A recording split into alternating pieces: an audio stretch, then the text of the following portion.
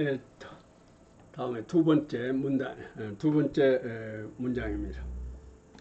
예, 이번에는 소중한 물이라고 하는 아주 짤막한 글입니다.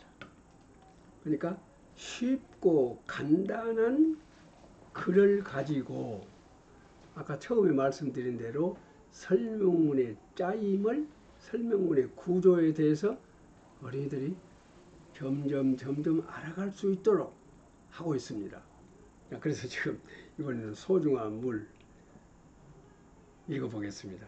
그래서 마실 물도 부족하고 목욕을 못한 지도 오래되었다. 물의 소중함과 물을 아껴 써야 함을 새삼스럽게 알게 되었다. 오랫동안 비가 오지 않아여 수돗물이 나오지 않는다. 이렇게 어린이들 읽어봅니다. 근데 아까 공부한 바가 있거든요. 아까 공부한 바가 있기 때문에 이번엔 어쩌겠습니까? 문단의 배열 순서가 뭔가 이상하다 하는 것을 얼른 알아챌 것입니다. 또 그런 눈으로 읽어볼 것입니다. 문단의 배열 순서가 제대로 됐냐? 아까 여기서 공부를 했기 때문에 자 본인이 이상하다 이 말이에요. 또 어떤 애들이 선생님 이상하네요. 그런 말이 또 나올 거란 말이죠. 그렇게 그런 말을 자유롭게 할 수 있도록 학급 사이의 심리적인 풍토가 조성되어 있어야 한다고 말이에요. 그냥 혹시 내가 이런 말 해갖고 틀렸다고 그렇게 선생님으로부터 지적을 받으면 어쨌거나 하고 이런 공포심을 가지고 있으면요 안 된다 이 말이에요. 어떤 말이든지 자유롭게 할 수 있도록, 그리고 어떤 말이든지 그 가치가 인정되는 그런 풍토라 해야 된다 말이에요. 그래서 실은요 이 지적 장애가 없는 보통의 모든 어린이들이 제대로 학습할 수 있는 수업이라는 것은 결국 이 학급 사이의 심리적인 풍토가 또 매우 중요한 요인의 하나입니다. 이것에 대해서는 저 나중에 가서 좀 더 이제 깊이 분석을 해서 말씀을 드리도록 하겠습니다만은 어쨌든 학급 사이의 심리적인 풍토가 중요하다는 걸 선생님들 알아주시면 좋겠습니다. 다시 말하면 선생님 이상하네요. 이런 말을 자연스럽게 할 수 있어야 한다 이 말이죠.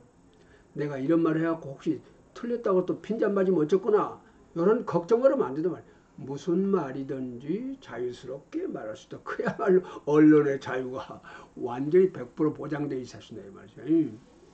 그리고 그런 말들이 어린이들이 생각할 때 그렇게 친구들이 하는 말들이 내가 사고를 함에 있어서 매우 중요한 요인이 되더라 그 말이에요.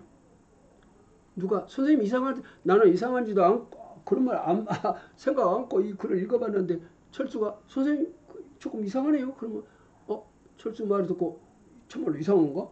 그런 관점을 볼 거란 말이죠.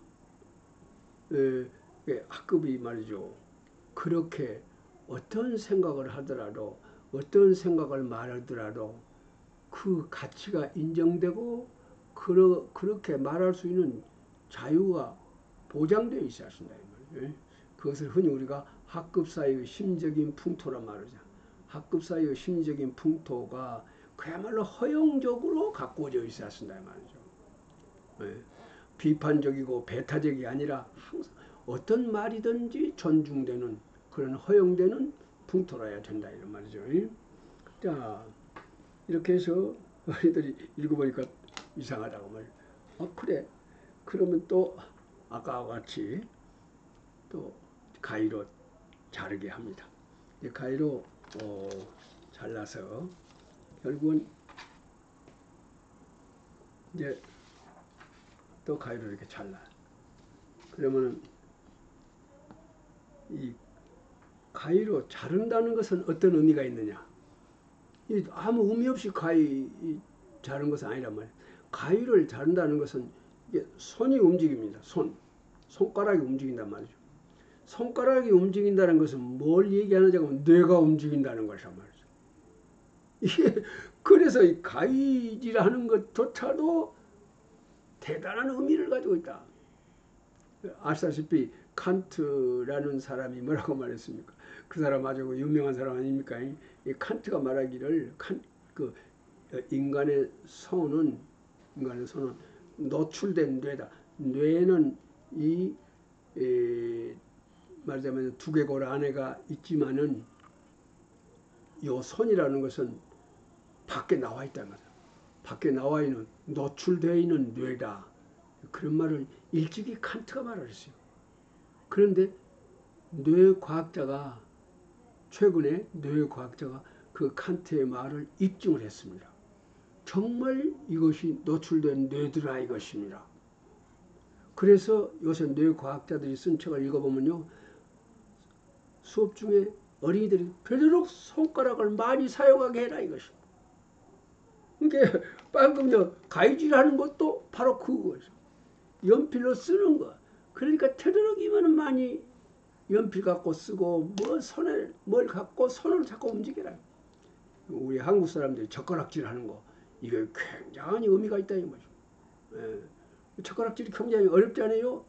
근데 그 섬세한 작업을 하기 위해서 얼마나 또 생각을 많이 합니까? 얼마나 또 시행착오를 많이 합니까? 이런 것들이 전부 뇌 활동이다 이 말이죠. 야, 또 그건 그렇고 어쨌든 이렇게 해서 애들 나름대로 또 이렇게 저렇게 바꿔봅니다. 자, 그러면은 또 아까와 마찬가지로 이걸 나눠준단 말이죠. 이걸 나눠주고 자, 써라. 오늘 어린이들이 다 쓸 겁니다. 다 써서 이제 나올 거예요. 자, 어떻게 나오냐. 또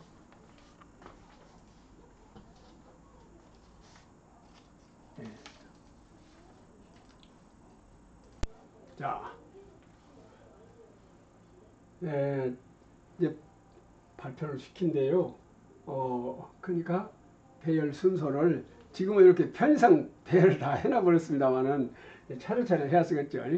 여기를 순이 말해봐라. 그러니까 순이가 이런 식으로 배열을 했다고 말입니다. 그래서 자 순이가 배열을 이렇게 했다. 다가나 이런 순서로 갖고 나와서 다 일단 붙인다. 아까와 똑같이 다 붙입니다. 물론 여기도 그런 식으로 다 붙인다 이 말. 여기는 가나다로 돼 있죠.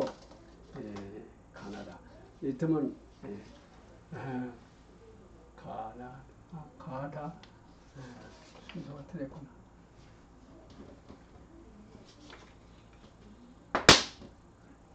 이렇게 여기는 가다나로 되어 있고 여기는 가나다. 하여튼 이거 조금 이상합니다만 하여튼 이렇게 됐단 말이에요. 그럼 아까와 같이 어쩌겠습니까? 자, 이와 같이 한 사람 나와서 다 붙여라. 싹 붙인단 말이에요. 다 붙였습니다. 그것은 어린이들이 나온다는 것은 뭐죠? 몸을 움직이는 거란 말이에요. 감각기관을 움직이는 거란 말이에요. 이제 감각기관을 되도록이면 풀 가동하게 한다. 그냥 야 움직이지 마라. 가만히 이렇게 얼마나 고통스럽겠습니까?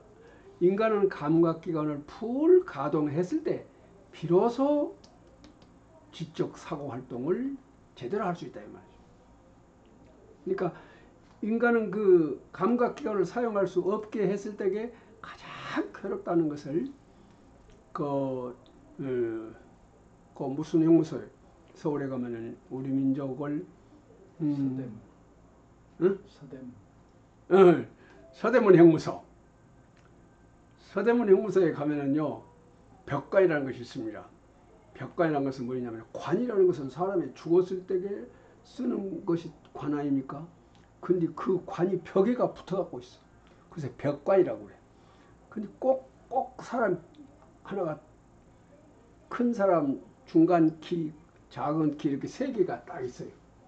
그래가지고 사람이 뒷걸음질로 들어가서 문 딱 닫아버리면 꼼짝없이 가만히 서 있어야 돼. 이것이 벽관이요. 근데 일본 놈들이 어떻게 그것을 알고 말입니다. 우리 애국지사들을 고문할 때에 벽관 고문을 했단 말이에요. 딱 관 속에 들어가라고 해갖고 문 딱 닫아버리면은 절대 움직이지 못하게 딱 서 있게 돼 있어요. 저도 실제로 그 서대문 연구소에 가서 한번 들어가 봤습니다. 와, 정말로 단 5분도 못 있겠어요. 너무너무 괴로워요. 깜깜한 데다가 몸도 움직일 수 없게 되어 있죠. 밖에서 뭔 소리도 안 들리죠. 그야말로 감각이 완전히 사용할 수 없게 폐쇄되어 버려요. 감각기관이. 인간이 제일로 괴로울 때요. 야, 그러므로 어쩌겠습니까? 야, 반드시 앉아라.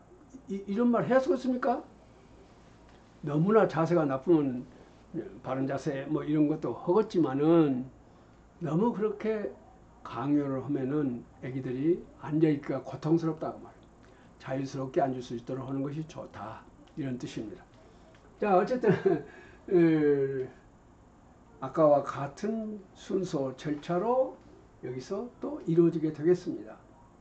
그래서 결국은 어린이들이 점점 하하, 배열에는 문단의 배열은 아무렇게나 배열을 한다고 해서 좋은 거 아니구나. 결국 문단이라고 하는 것은 배열이 잘 되었을 때에 무슨 뜻이라고 하는 것을 알겠구나 하는 것을 희미하게나마 어린이들이 그것을 알게 된다 이 말이에요. 여기서 그러겠습니까? 안 그러겠습니까? 선생님들.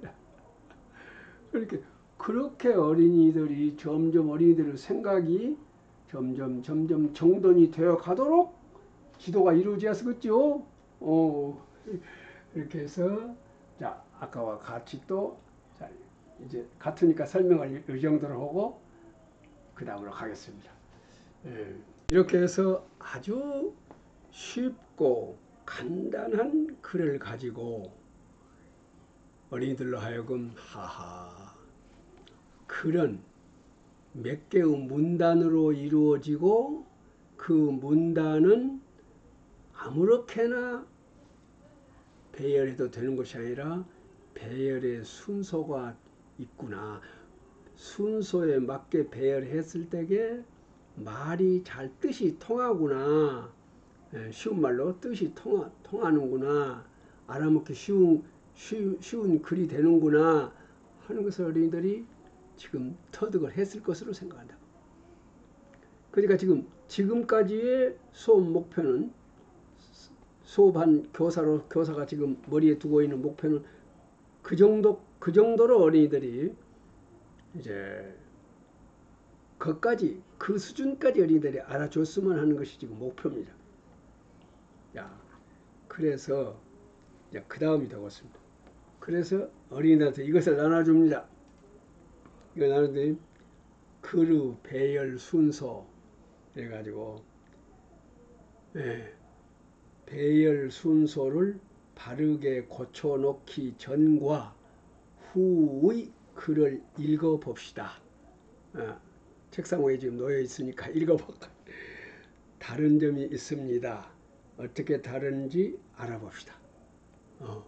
그러니까 배열 이렇게 했을 때와 다른 점이 있다는 거. 아까 여기서 칠판에서 봤죠. 자, 다른 점을 찾았으면 아래에 괄호 안에다 써 넣읍시다. 그래가지고 무엇입니까? 아하, 배열 순서를 제대로 바꿔 놓으니까 뭐뭐 하는구나 하고 요 안에 써내라 그거 말이에요. 이렇게 어린이들의 생각을 이끌어내는 글이 있어야 됩니다. 어린이들이 여기를 어떻게 답할 것인가 하는 것을 머리에 떠오르도록, 그러니까 이 생각을 어린이들이 하는데 필요한 지식이나 자료나 힌트를 줘야 돼. 여기 같으면 이렇게 아하, 배열 순서를 제대로 바꿔놓으니까 열어놓죠. 그 다음 생각이 아까 이런 작업을 통해서 생각했던 것을 여기다 적을 수가 있겠죠. 근데 이런 것도 없이 덮어놓고 해라. 그래 보면은 머리 좋은 애기들만 하게 된다 그런 말이에요. 그래서 모든 어린이들이 참가하고 사고하고 실제로 행동할 수 있도록 하기 위해서는 이런 것이 필요하다. 자, 이거 쓴 다음에 어쩌고 쓰겠습니까? 당연히 제일 처음에 누구하고요? 짝꿍하고. 짝꿍하고 바꿔 읽어본다고 말이에요. 바꿔 읽어보고 여기 조금 이상하지 않냐? 하고 말하기도 하고, 또는 좋은 생각했다. 나 미처 그 생각 못했다. 하고 짝꿍 것을 그대로 본받아서 자기 생각을 지우고 바로 쓸 수도 있다. 이렇게 해서 짝꿍끼리 서로 생각이 조금 조율이 됐습니다. 근데 그 다음에는 이제 전체가 또 되었겠죠. 근데 여유가 있다면은 모둠 내에서 네 사람이 이 쪽지를 이것을 바꿔 갖고 보면 쓰겠죠. 그런 다음에 또 고쳤을 필요가 있으면 또 고쳤으면 쓰겠죠. 이렇게 해서요. 처음에는 내 생각, 그 다음에는 짝꿍 생각과 비교, 그 다음에는 모둠만의 다른 친구들하고 비교, 그 다음에 전체하고 비교. 이것이 이루어졌습니다. 이 말. 근데 그런 과정 속에서 그 모둠 안에서 다른 세 사람의 것을 읽는 과정 속에서 어린이들은 상당히 많은 것을 배웠겠죠. 상당히 많이 생각이 향상적으로 변형됐다. 이 말. 선생님들은 향상적으로 변형된다는 말은 대단히 중요한 말이니까 늘 그런 말씀 써주시면 좋겠어요. 그리고 늘 수업할 때 어린이들로 하여금 향상적으로 변형시키고 있는가 하는 것을 자문자답 하셔야 될 것입니다. 그래서 그렇게 해서 어린이들은 부단히 향상적으로 변형돼가요. 그것도 예외가 없이 전원이 다 그렇게 올라가기 쉽도록 수업이 이루어져서 또 자, 이렇게 해서 짝꿍끼리 또는 이웃 말하자면은 그 모둠원끼리 이렇게 했습니다. 그 다음에는 어떻게 하셨습니까? 저기는 정의 어떻게 썼는 거 발표해봐라. 발표시킵니다. 여기 정의가 발표한 내용을 선생님이 판사합니다. 야, 정의와 같거나 비슷하게 여기 쓴 사람 전부 요 칠판에 와서 자기 요 이름표를 붙여라. 그러면 선생님이 순위 생각을 했다가 요약 판사 해놨지 않았어요? 거기다가 그 밑에다가 전부 다 붙인단 말이에요. 탕탕탕탕탕 하고 붙인다. 이 탕탕탕탕 하는 소리가 애기들한테 지적 자극을 준다. 붙인 애기들은 재밌다. 그걸 다 붙이는 것이죠. 그것을 듣는 어린이들은 어쩌겠습니까? 저 친구들이 발표하고 있구나. 대단히 경쾌한 소리로 들린다고 말이에요. 대단히 지적 자극을 주는 소리로 들린다 이 말이죠. 예. 이렇게 해서 어린이들의 감각기관을 항상 풀 가동하게 한다. 늘 제대로 자유스럽게 가동하게 한다고 하는 거예요. 그래서 여기에 대해서 결국은 어쩌겠습니까? 여기에 대해서 이제 어느 정도 정리가 이루어졌겠죠? 자, 여기서 결론을 낼 필요는 없습니다. 어느 정도까지 이런 생각들이 있다 하는 걸 알면 돼요.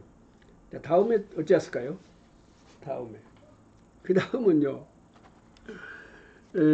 또 다음은 여기서 내놓습니다. 우리 반의 씨름대회. 그래서 철수가 이달의 씨름왕이 되었습니다. 오늘 우리 반에서 이달의 씨름대회를 하였던 이 일을 소개하겠습니다. 철수는 우리 반에서 제일 뚱뚱하고 힘센 수철이를 이겨버렸습니다. 벌써 여기에 이르면 어린이들 적었습니까?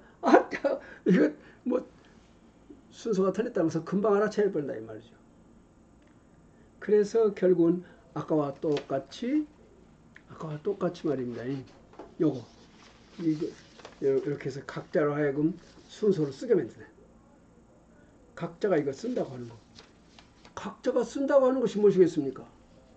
각자로 하여금 행동하게 한다 이 말이죠. 그 대표한테 줘갖고 한 장 써라 그런 수도. 아이 근데 우리가 수업을 보면 말입니다. 모둠끼리 토의해라 그래놓고는 큰 종이를 한 장 주어 그래갖고 토의한 것을 그다 정리해라 그럽니다. 그러면은 그 중에서 한 어린이가 정리하고 나머지 어린이들을 가만히 보고 있어요. 그 다음에 그놈을 칠판에다 붙여놓고 발표합니다. 그것도 누군가가 하나가 가서 발표해요. 결국은 아주 특정한 어린이가 가서 발표를 하게끔 되어 있습니다. 다시 말하면 학습에 참가하는, 수업에 참가하는 어린이는 딱 미리 정해져 갖고 있다 이 말. 이래서는 안 된다. 전원이 참가하도록 했습니다. 자, 그래서 어찌하였습니까? 결국은 아까와 같은 절차로 또 한 번 더 밟아. 뭔 놈의 그 똑같은 일을 몇 번이나 되풀이하느냐 이렇게 생각을 하시는지 모르겠습니다만은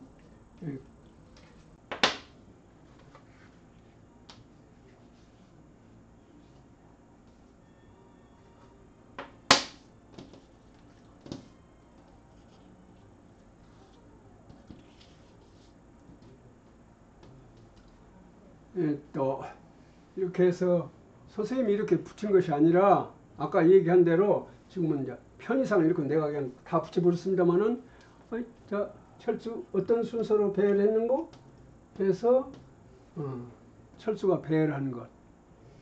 자, 그 다음에 또 순위는 어떻게 배열했는고 순위는 또 이렇게 했다. 자, 그 다음에는 또 정의는 어떻게 했는고 이렇게 했다. 그러고 보니까 세 가지 배열 방법이 나왔단 말이죠. 이렇게 해서 아까와 똑같은 절차로 또 이루어진다 그런 말입니다. 그러면 뭘 그렇게 세 번씩이나 하느냐 이렇게 생각할지 모르겠습니다. 그런데 지금 우리가 하는 일은 뭐 때문에 합니까? 지적 장애가 없는 보통의 어린이들이 예 없이 제대로 학습 목표에 도달할 수 있도록 하는 수업을 어떻게 할 것이냐. 한 번만에 알아차리는 애가 있습니다. 두 번만에 알아차리는 어린이가 있습니다. 그러나 그때까지도 아직도 희미한 얘기들이 있습니다. 그런 어린이들을 위해서 세 번째 합니다. 세 번째 하게 되면은 똑같은 절차로 하기 때문에 어린이들이 세 번째 하면은요, 이제 무엇을 하는가? 다음은 선생님이 뭐 하겠습니까? 그럼 지들이 알아서 얘기할 수도 있을 것입니다. 이렇게 해서 결국은 어느 것이 가장 타당하냐 하는 거, 어느 배열이 가장 타당하냐 하는 것에 대해서 공부가 되겠죠. 그런 다음에 이제 칠판에서 토의가 다 끝난 다음에 자, 다시 아까 이것이 있었죠. 이것을 다시 한번 보여줍니다.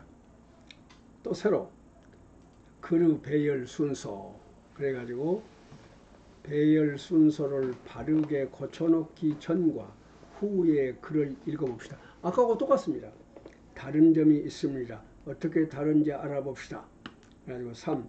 다른 점을 찾았으면 아래의 가로 안에다 써넣으세요. 아하, 배열 순서를 제대로 바꿔 놓으니까 뭐뭐 하는구나. 아까 한번 생각한바가 있잖아요. 똑같은 것입니다. 그래서 어린이들이 이제 쓸 것입니다. 어쩌겠습니까? 2단계에 와서는 아까하고 같은 생각을 쓰는 어린이도 있겠지만은 이제 생각이 바뀌어진 어린이도 바꿔진 내용을 쓰겠죠.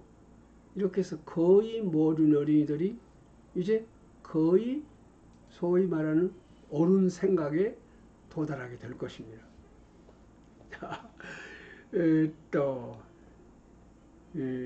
벌써 아까도 말씀드린 마찬가지로 아주 쉽고 간단한 글이 설명문의 구조를 제대로 가지고 있습니다.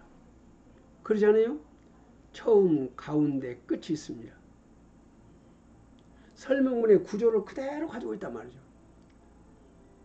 그러니까 아까 말씀드린 거 되풀이됩니다만은 가장 간단하고 쉬운 글이면서도 설명문의 구조를 전형적으로 잘 내포가 있는 것. 이런 아주 쉬운 글을 몇 개 마련해서 똑같은 작업을 되풀이한다 그런 말이에요. 그러면 어떤 어린이는 첫 번째, 어떤 어린이는 두 번째, 어떤 어린이는 세 번째 이제 터득 하는, 다시 말하면 이 설명문의 구조를 어떤 어린이는 첫 번째 터득했고 어떤 어린이는 두 번째, 어떤 세 번째 이렇게 터득하게 될 것이다 이 말입니다. 자, 이렇게 해서 여기까지 수업을 하는 이 교사의 의도는 어디에 있느냐? 교사의 의도는 이런 의도가 있습니다. 여기까지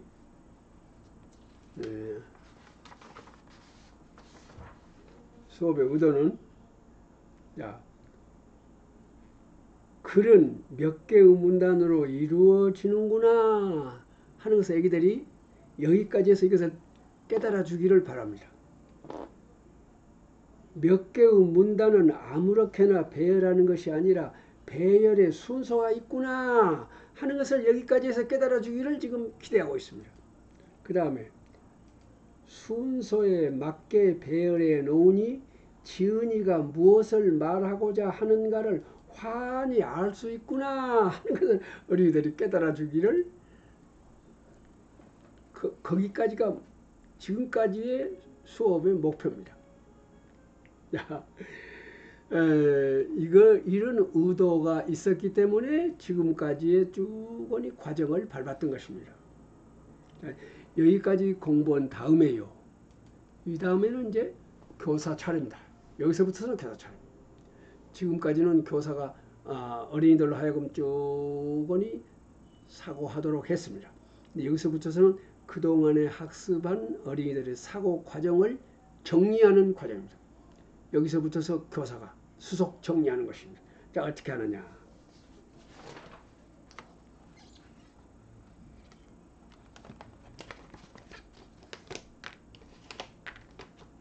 처음에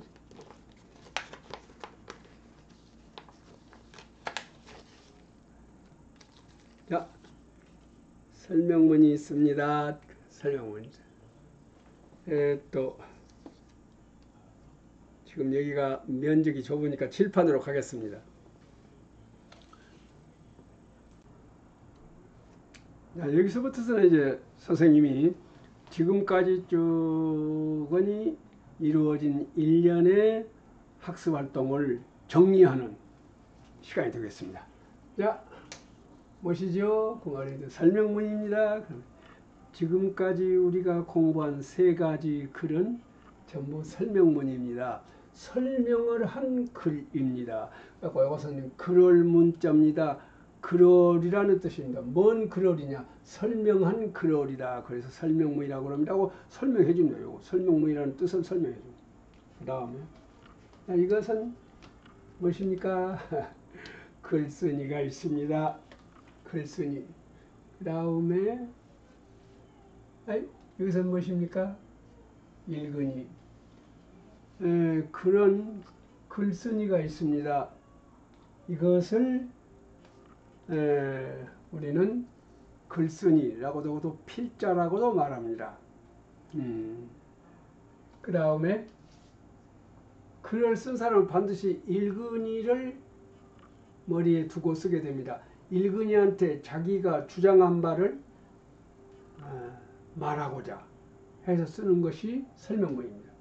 설명문이라는 것은 글쓴이가 읽은이에게 뭔가를 가르쳐주고 싶을 때 또는 무엇인가를 알려주고 싶을 때 어쨌든 자기 나름의 생각을 읽은이에게 말해 주어 가지고 또는 글로 읽게 해 가지고 자기와 똑같은 생각을 갖도록 하고자 해서 글 쓰는 것이거든요.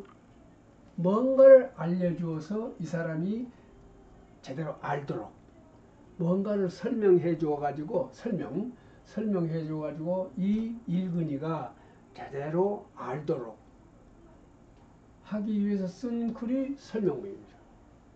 자, 그래서 설명문은 이와 같이 설명문이라는 것은 글쓴이의 주장을 읽는 이에게 전달, 읽는 이에게 전달하기 위해서 이 글을 우리는 설명문이라고 말한다 하는 말. 이 글을 설명문이라고 말한다. 설명문, 이 글을 설명문이라고 말한다. 이렇게 설명해 준다 이거. 그럼 어린이들이 설명문이라는 것은 그러한 것인데, 아까 우리가 2번이나 썼잖아요. 쓸 때게 그때게 말하자면 지은이의 생각을 제대로 알려주기 위해서 그런 생각을 앞에서 어느 정도 가졌다 이 말. 예. 그래서 이것은 설명문이라는 것은 그러한 것이기 때문에 지은이의 뜻을 읽은이가 제대로 알도록 하기 위해서는 아무렇게나 써서는 안 되는구나.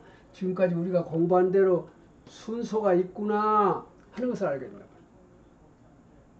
그런 것을 말하자면 설명을 해준다. 선생님이 여기서 설명해줘.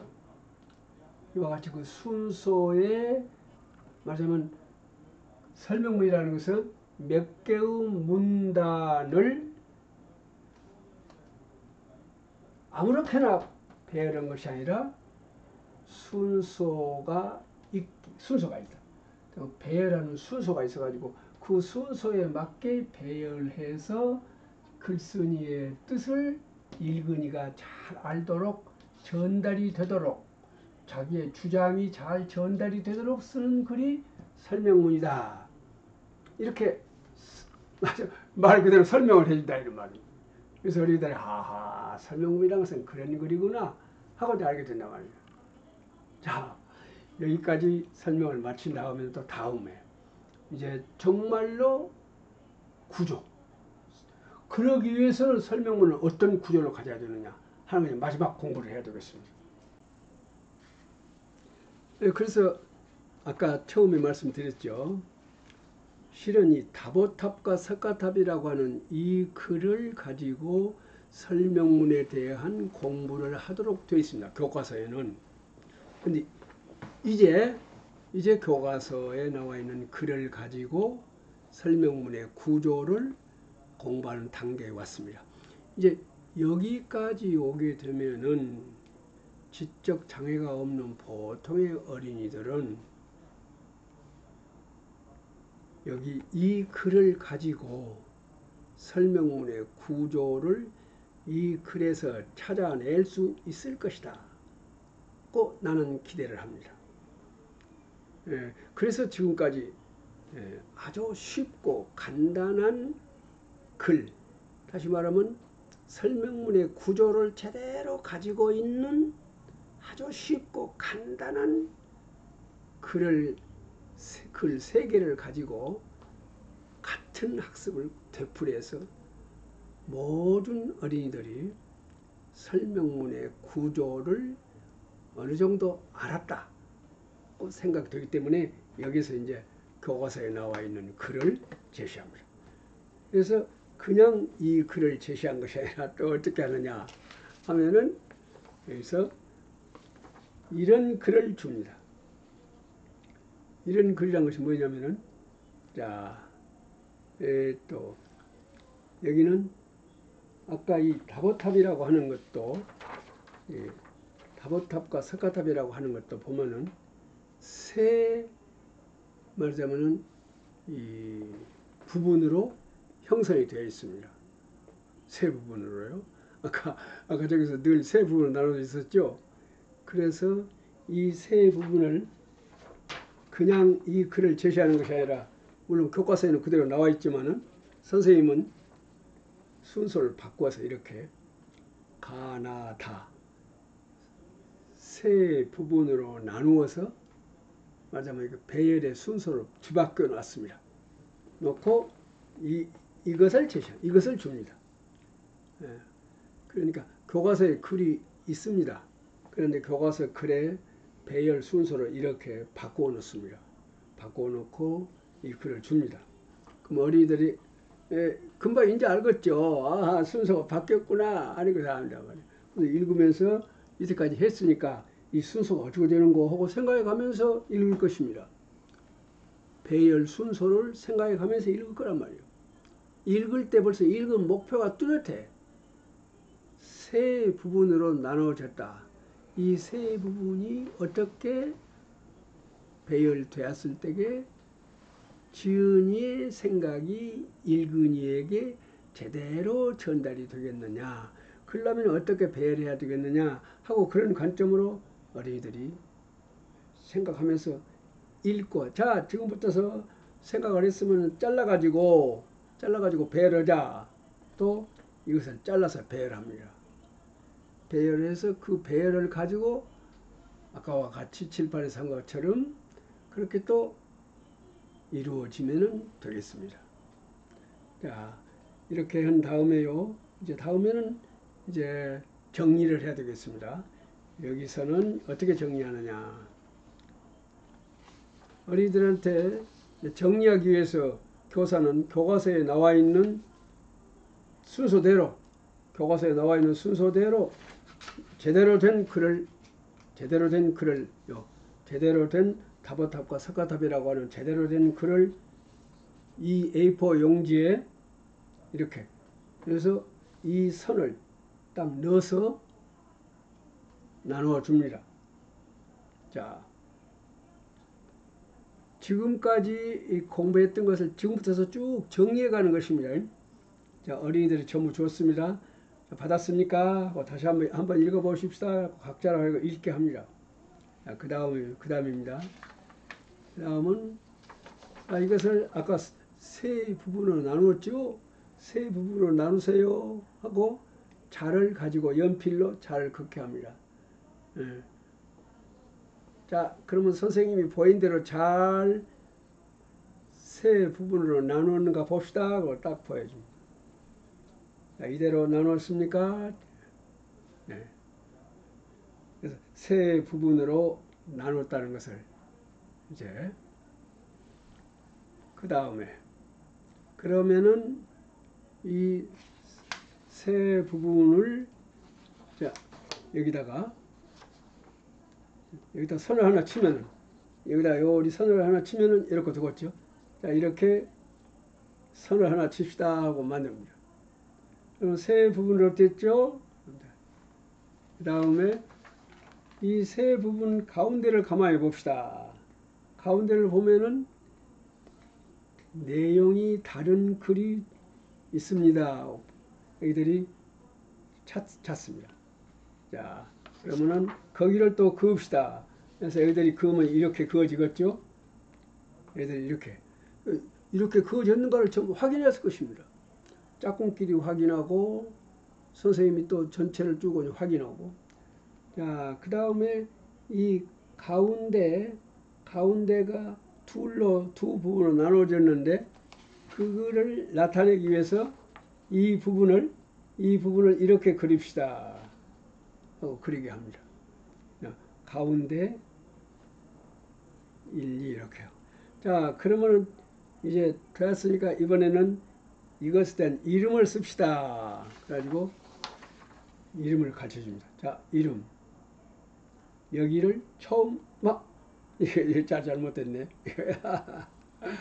대단히 죄송합니다. 이게 처음이 아니라 처음인데 처음이라고 이렇게 자 써 넣읍시다. 가운데 1, 가운데 2, 그리고 끝. 이렇게 다 됐습니까? 그러면 그 다음은 이번에는 자 오른쪽을 보세요. 근데 오른쪽을 봅시다. 그죠? 오른쪽을 이렇게 그립시다. 그런 다음에 그랬으면은 자 이번에는 처음, 가운데, 끝 이 부분들이 각각 맞닿아서 하고 있는 일이 있습니다. 아까 어느 정도 이해가 됐기 때문에 이해가 갈 거란 말이에요. 자, 그러면 여기서는 어떤 일을 맡아서 합니까? 하고 물어본다. 지금 이것은 쓰여있지 않습니다. 이게 어째 한 장이 어디로 가버렸네. 이것이 쓰여있지 않는, 이것이 쓰여있지 않는 한 장 만들어서 그죠? 그 다음에 역할이라고 쓰고, 자, 여기는 어떠한 구실을 하는가, 어떤 역할을 하는가 해서 소개하는 역할을 한다. 그 다음에 이 부분은 무엇이냐, 그 다음에 결론부터 해야 돼. 여기는 무엇입니까? 결론이다. 여기는 뭡니까? 결론을 뒷받침하는 사례라고 하는 것을 어린이들이 여러 가지 말로 하겠죠. 그럼 마지막에 가서 교사가 이렇게 정리를 딱 합니다. 이렇게 해서 결국은 세 부분으로 이렇게 처음, 가운데, 끝 세 부분으로 나누어져 있는데 이것들은 전부 다 역할이 있다. 여기는 소개, 지금부터서 무엇에 대해서 설명하겠습니다. 그리고 여기는 결론, 그리고 여기는 그 결론을 뒷받침하는 구체적인 증거를 제시한다 이 말이에요. 구체적인 사례를 제시한다.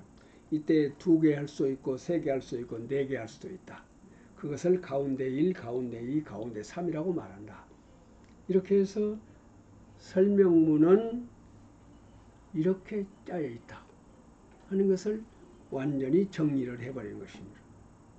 그러니까 맨 나중에 가서 바로 이것을 이렇게 정리하는 것. 교사가 이렇게 틀을 만들어 주어서 이렇게 갖고, 자, 이렇게 어린이들로 하여금 이 종이를 나눠 줘 가지고, 이걸 나눠 줘 가지고 거기다가 바로 이렇게 정리하도록. 자, 그 다음에는 이렇게 정리하고, 그 다음에는 여기, 그 다음에는 문단이 2개가 있다는 것을 정리합니다. 그 다음에는 이 문단을 각각 이름이 있으니까 이름 쓸 수 있도록 정리하고, 그 다음에는 실제로 이름을 좀 써놓고, 그 다음에는 이제 이거 한 장 빠졌습니다만 어디로 갔는고 지금 만들었을 텐데 요것이 없이 요것이 쓰여 있지 아니한 한 장 보여줍니다. 그 다음에 이제 처음은 무슨 역할을 합니까? 가운데는 무슨 역할을 합니까?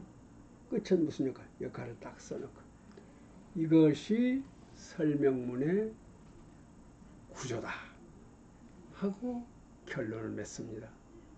여기까지 해서 이제 설명문의 구조에 대한 학습이 끝나게 되겠습니다.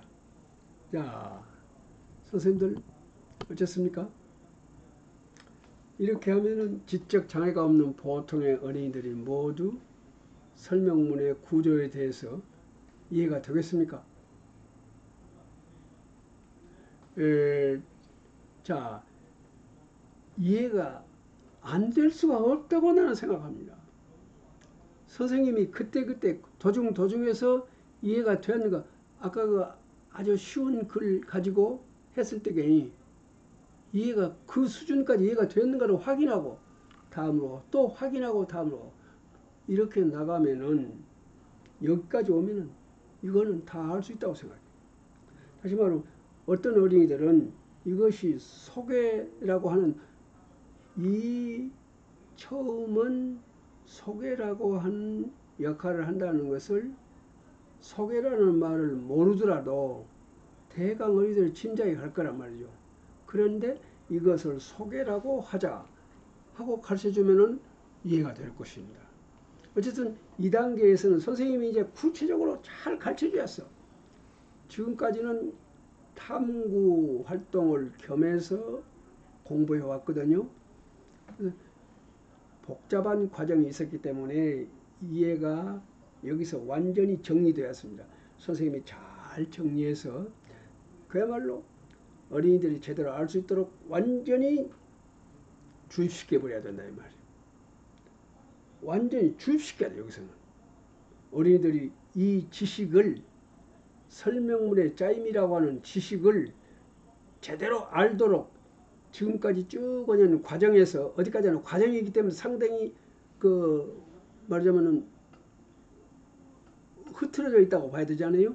근데 이것을 이 틀 모양으로 딱 정리를 해줘 버렸다 말이에요. 그래가지고 이것을 완전히 주입시켜 버려야 돼. 이게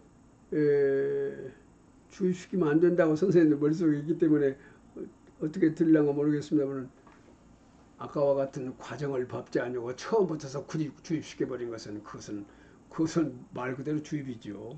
지금 여기서는 내가 여러분이 알아듣기 쉽도록 내가 주입이란 말을 썼습니다만은, 어쨌든 여기서 정리를 잘 해준단 말이에요.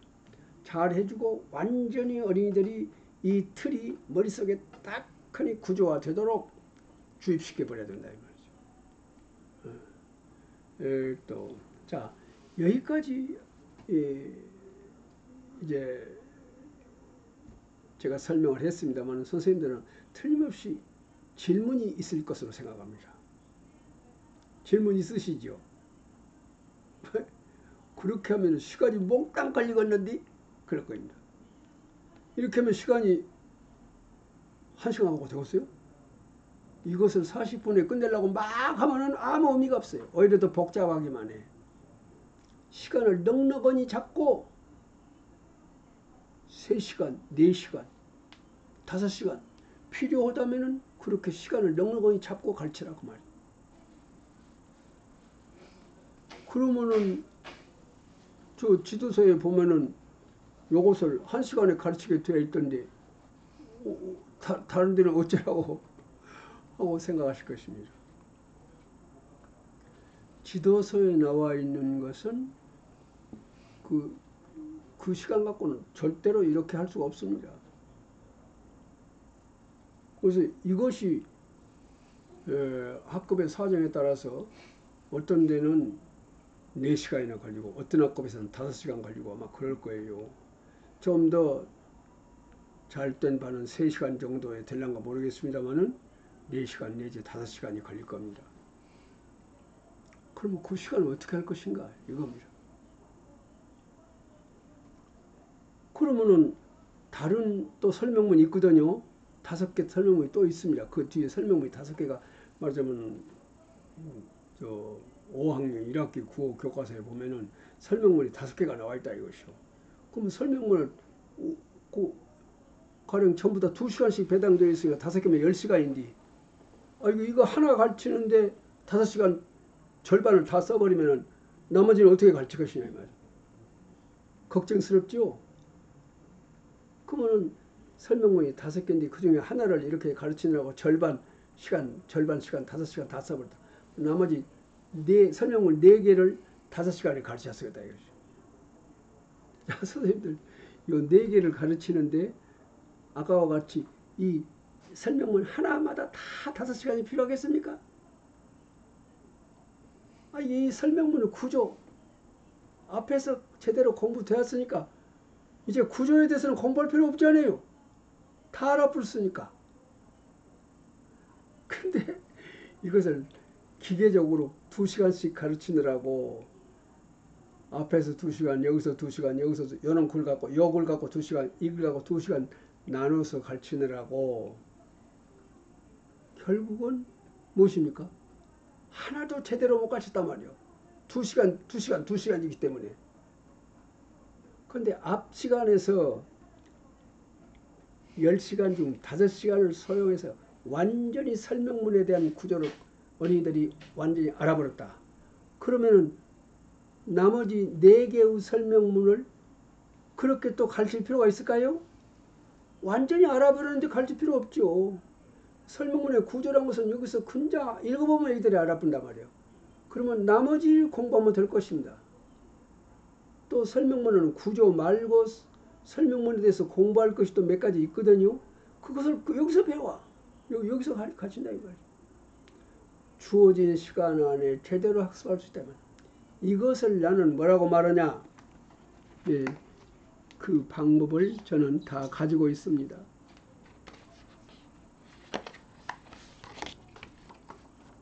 이것을 저는요 급소 집중학습이라 그럽니다. 급소 가장 중요한 대목, 여기를 집중적으로 가르치자 이 말이에요. 그러면은 뭐시겠습니까? 여기서 지금 이 교재에서 급소가 무엇입니까? 급소가 뭐입니까? 아까 다보탑과 석가탑이라고 하는 이 글이 급소예요. 여기에서 설명문의 구조의 모든 것을 완전히 가르쳐버리자 이 말이에요. 그러고 나머지에 대해서는 어쩝니까? 이제는 구조에 대해서는 가르칠 필요가 없어. 그러니까 다른 내용의 학습은 이 나머지 5시간 가지고 충분하다 그런 말이에요. 자, 그래서 이것에 대해서 조금 더 설명을 하겠습니다. 자, 현행 수업의 문제점은 무엇이냐? 교재 내용의 경중, 가볍고 무거운 또는 어렵고 쉬운 것을 불고하고 묻지 아니하고 양적 균일주의에 의하여 만들어진 진도표에 준하여 수업이 이루어진다. 그러니까요, 이것은 무슨 말이냐면은 이런 말입니다. 수학의 경우를 예를 들어보겠습니다. 자, 수학의 경우 5학년 단원 5학년 2학기 수학에 소수의 나눗셈이라는 단원이 있습니다. 이것을 다해서 8시간에 가르치도록 되어 있습니다. 8시간에. 그래서 다 보니까 16페이지요. 이 소수의 나눗셈이라는 이 단원이 8시간 배당되어 있고 교과서는 다해서 16페이지요. 그래서 16페이지 나누기 8시간. 그래서 1시간당 2페이지씩 가게끔 이 진도표입니다. 교사형 지도서에 나와 있는 진도표예요.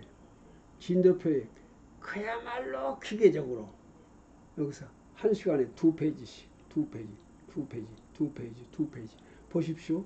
76, 77쪽 둘째 시간에는 78, 79쪽 셋째 시간에는 80쪽, 81쪽 넷째 시간에는 82쪽, 83쪽 다섯째 시간에는 84, 85쪽 이렇게 해서 시간마다 2시간씩 기계적으로 배당해놨어요. 그럼 그렇게 하지 어떻게 한단 말이냐 하고 묻겠시죠. 근데 선생님들 이 내용이 그 내용의 어려운 정도가 똑같겠습니까? 학습하기에 어려운 게 있고 쉬운 게 있단 말이야. 비교적 쉬운 것이 있고 비교적 어려운 것이단 말이야. 그런데 비교적 쉬운 것이나 비교적 어려운 것이나 똑같이 1시간씩 배당해 놨다. 똑같이 1시간. 쉬운 것도 1시간. 어려운 것도 1시간. 기계적으로. 그래서 그러지 말고 어려운 데다가 시간을 2시간 주고 쉬운 것은 그것은 요 지도서에 2시간분을 1시간에 가르쳐버리고 1시간에 가르치게 되어 있는 것을 2시간으로 가르치고 이렇게 해서 아까 말드린 대로 어쩌겠습니까? 급소 어려운 데다 시간을 많이 주자 그 말입니다. 급소 집중학습하자 그런 말입니다. 그런데 우리는 어떻게 되고 있냐? 양적 균일주의 일변도다 그런 말이에요. 양적 균일주의 1시간당 2페이지씩 양적 균일주의 여기 요렇게 해서 1시간당 2페이지 그런데 여기를 보니까 어려워요. 절대로 1시간 갖고는 안 되겠더라 이 말이에요. 여기는 2시간 내지 3시간을 투입했을 때 비로소 그리고 여기서 제대로 되면 여기는 아주 가볍게 넘어갈 수 있다 이 말이에요. 그런데도 불구하고 그런 것 상관없이 기계적으로 2시간 1시간 전부 2페이지씩 기계적으로 해놨다 이 말이에요. 이것은 마치 예를 들면 이렇습니다. 선생님들이 예를 들면 이래요. 비유해서 말하면은 지금 등산을 합니다. 등산을 하는데 어쩌고 하느냐. 여기서부터 여기까지 정상까지 올라가야 돼요. 그런데 등산 계획을 세웁니다. 여기는 보트를 타고 건너가야 돼요. 여기는 암벽이 있습니다. 여기 출발합니다. 여기 보트를 타고 건너가야 돼요. 여기는 암벽. 예. 그런데 아까와 같이 양적 균일주의로 시간 배당을 했어요. 등산 계획을 세운데 여기서 여기까지는 1시간, 여기도 1시간, 여기도 1시간, 여기요. 이렇게 평탄한 길도 전부 1시간씩. 여기를 어떻게 1시간에 올라가겠습니까? 근데 1시간 배당해놓고 여기는 이런 것 같은 것은 여기가 1시간은 여기까지 갈 수 있고 어떤 경우는 여기까지 갈 수 있고 하는데 그보다 전부 다 1시간씩 배당해요. 전부 다 기계적으로 1시간씩 배당해요. 여기는 배 타고 건너야 되기 때문에 제1진이 건너는데 1시간이 걸리고 제2진이 걸리는데 1시간이 걸리고 그럴 수도 있다 이것이요. 그런데 여기도 1시간, 여기도 1시간. 양적 균일주의. 이렇게 진도표가 만들어졌다. 이것이 아니 그렇게 네 맘대로 말하냐? 그리고 선생님 생각하시면 모르겠는데 아니 여기 있어요. 요 교사형 지도서에 이렇게 기계적으로 배당이 되어 있어요. 그리고 실제로 여기를 조사해 보니까 아까와 같이 이런 데가 있어요. 이런 데가 있어요. 그런데 무조건 전부 여기도 1시간, 그것도 1시간이에요. 양적 균일주의란 말이에요. 이래서 우리 어린이들이 제대로 학습을 못하는 것입니다. 이 양적 균일주의대로 선생님들이 수업을 해. 그러니까 여기도 1시간, 여기도 1시간, 여기도 1시간. 그러니까 여기 되게 어려운 일을 그냥 1시간에 가르치느라고 그냥 막 그래서 아는 애기만 알고 모르는 애기는 몰라본다. 교과서에 균일주의대로 하는 선생님들 수업에서는 그렇게 이루어진단 말이에요. 그러지 말자 이것입니다. 양적 균일주의 하지 말고 그야말로 어찌할 수가 있습니까? 양적 균일주의에서 제가 예를 좀 비유를 해놨어요. 양적 균일주의. 토끼 10마리를 다 쫓아. 지금 토끼를 잡기 위해서 산 밑에서부터 쭉 지금 해가요. 산 꼭대기로 지금 산 꼭대기에는 망을 쳐놨어요. 토끼가 끝까지 와서 다 걸리도록. 자, 그 밑에서부터 전부 다 이렇게 맞으면 쫓고 토끼를 쫓아 올라갑니다. 토끼가 막 푸덕푸덕 막 뛰어갑니다. 뛰어갈 때에 전부가 다 거기서 토끼라는 놈이 이리도 뛰고 저리도 뛰고 하니까 시간을 똑같이 체험할 수 없잖아요. 근데 10마리가 뛰어가는데 젊은 10마리에게 한 마리에 1시간씩 한다더니 한 마리에 15분씩 잡으면 뛰어가요. 그 다음에 또 다음에 15분 또 다음에 15분 기계적으로. 그러면 되겠어요? 15마리 다 놓쳐버리죠. 예를 들면 그렇습니다. 그래서 이게 설명문 교재의 급소 집중학습 설명문 교재의 급소 집중학습 아까와 같이 설명문이 5개 있어요. 1학기 교과서에. 그러면은 하나에 2시간씩 하면 10시간 아니에요? 2시간씩 배당되어 있거든요. 교사형 지도서에. 2시간 배당되어 있으면은 10시간이란 말이에요. 그 중에 필요한 시간을 처음 교재에다 아까와 같은 방법으로 쉽고 간단한 교재를 가지고 쉽고 간단한 교재가 전부 다 설명문의 구조를 전형적으로 가지고 있는 아주 쉽고 간단한 글. 아까 여러분이 보시다시피 아주 쉽고 간단한 글 3개가 모두가 다 설명문의 구조를 전형적으로 잘 갖추고 있지 않았었습니까? 그런 것을 가지고 아까와 같이 지도해버리게 되면요 더 이상 가르칠 필요가 없단 말이에요. 그러니까 5시간에 거기다가 집중 투입을 하고 그 다음에 나머지 5시간 갖고 설명문에서 구조 말고 가르칠 것이 또 있어요. 그것을 그 5개 교재에서 이제 5개 교재에서 가르친다 이 말이에요. 이렇게 하는 것이 말하자면은 급소 집중학습. 급소라는 것이 뭐입니까? 꼭 가르쳐야 할 것. 아까와 같이 설명문의 구조. 이게 급소란 말이에요. 이것을 전형적으로 잘 갖추고 있는. 그러니까 지금 제가 말씀드린 급소 집중학습이라는 것이 무엇인가에 대해서 어느 정도 이해가 가셨을 줄 생각합니다만은, 그러니까 그 선생님들은 학습 진도표라고 그러나요?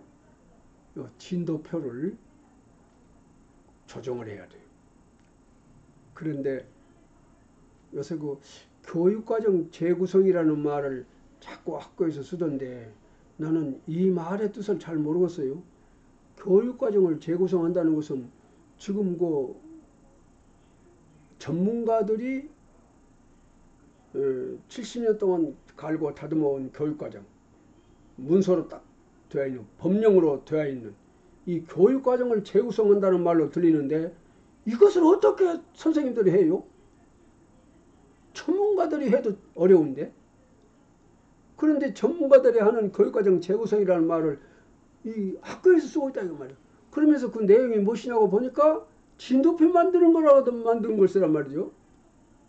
아우 진도표 만드는 것이라고 쉬운 말로 쓰지 교육과정 재구성이라는 말을 써가지고 어렵더라고요. 제가 생각할 때는. 어쨌든 또 이 학년 말에 진도표를 재구성할 필요가 있다고 생각합니다.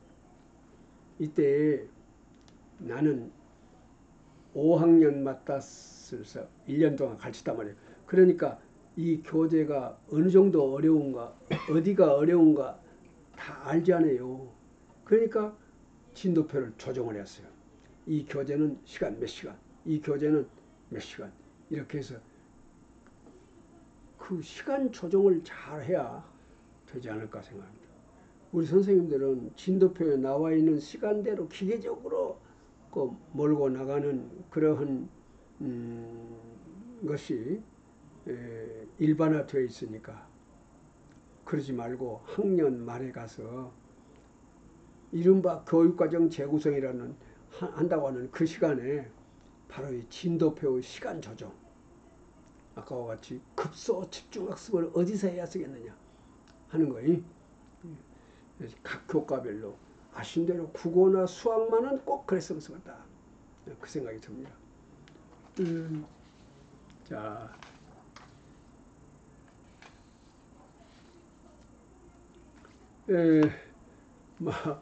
오늘 연수는 여기까지 해서 마치려고 생각합니다. 시간이 너무 많이 갔기 때문에 대단히 죄송스럽게 생각합니다. 자, 선생님도 수고 많이 하셨습니다. 감사합니다.